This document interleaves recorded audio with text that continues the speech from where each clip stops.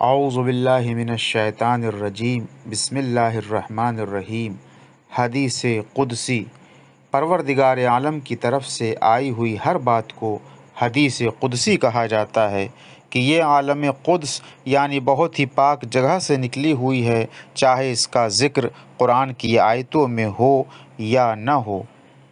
قرآن مجید اور حدیث قدسی کا بنیادی فرق یہ ہے کہ قرآن کی آیتوں کو عذاب الہی سے ڈرانے کے طور پر پیش کیا گیا ہے اور ان کا جواب لانے کے لیے یہ چیلنج کر کے اس کے معجزہ ہونے کا اعلان کیا گیا ہے، لیکن حدیث قدسی کی یہ حیثیت نہیں ہے۔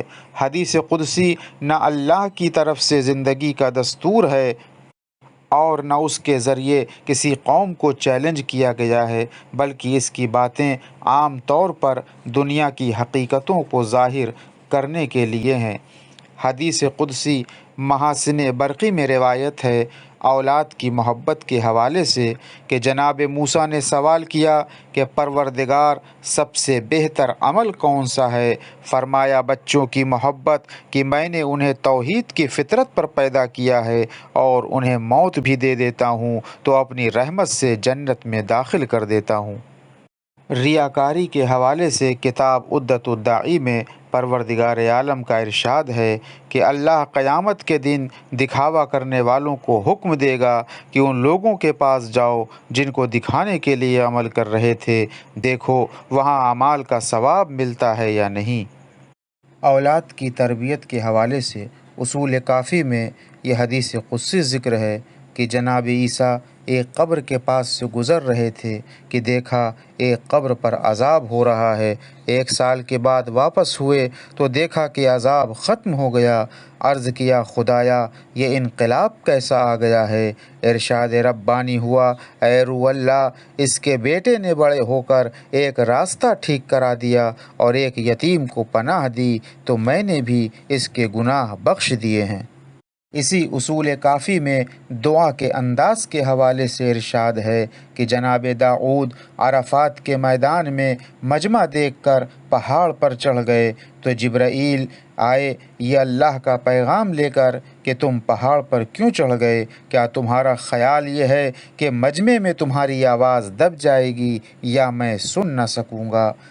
کتاب مسکن الفواد میں اللہ کی مرضی کو حاصل کرنا اس حوالے سے حدیث قدسی میں ہے کہ بنی اسرائیل نے جناب موسیٰ سے کہا کہ پروردگار سے کوئی ایسا عمل پوچھو جس سے وہ راضی ہو جائے۔ ارشاد ہوا موسیٰ ان سے کہہ دو کہ وہ مجھ سے راضی ہو جائیں تاکہ میں ان سے راضی ہو جاؤں۔ کتاب عیون اخبار الرضا میں اللہ کی رزق کے بارے میں ارشاد ہوتا ہے کہ پیغمبر اکرم نے معراج کی رات سدرۃ المنتہا سے طرح طرح کی نعمتوں کو برستے دیکھ کر پوچھا کہ پروردگار یہ سب کیا ہے؟ تو ارشاد ہوا، اے محمد میں نے اس درخت کو اتنی اونچائی پر اس لیے اگایا ہے تاکہ مومنین کی لڑکیوں اور لڑکوں کی غذا برسا سکوں، اس لیے لڑکی والوں سے کہہ دو کہ دل تنگ نہ ہو، جس طرح میں نے انہیں پیدا کیا ہے اسی طرح رزق بھی دوں گا۔ اے آدم کے بیٹے، جب میں نے تجھے مٹی اور نطفے سے بنایا تھا تو اس وقت عاجز نہیں تھا، تو کیا اب ایک روٹی پہنچانے سے کیا میں عاجز ہو جاؤں گا؟ کتاب ثواب الاعمال میں توبہ کے حوالے سے پروردگار عالم حضرت داؤد سے فرماتا ہے، اے داؤد، جب مومن گناہ کرنے کے بعد توبہ کر لیتا ہے اور اسے یاد کر کے شرماتا ہے تو میں اسے معاف کر دیتا ہوں اور اس کی برائیوں کو بھلا کر اچھائیوں میں بدل دیتا ہوں، اور مجھے کوئی پرواہ بھی نہیں ہے کہ میں سب سے زیادہ رحم کرنے والا ہوں۔ آخر دعوانا ان الحمد للہ رب العالمین۔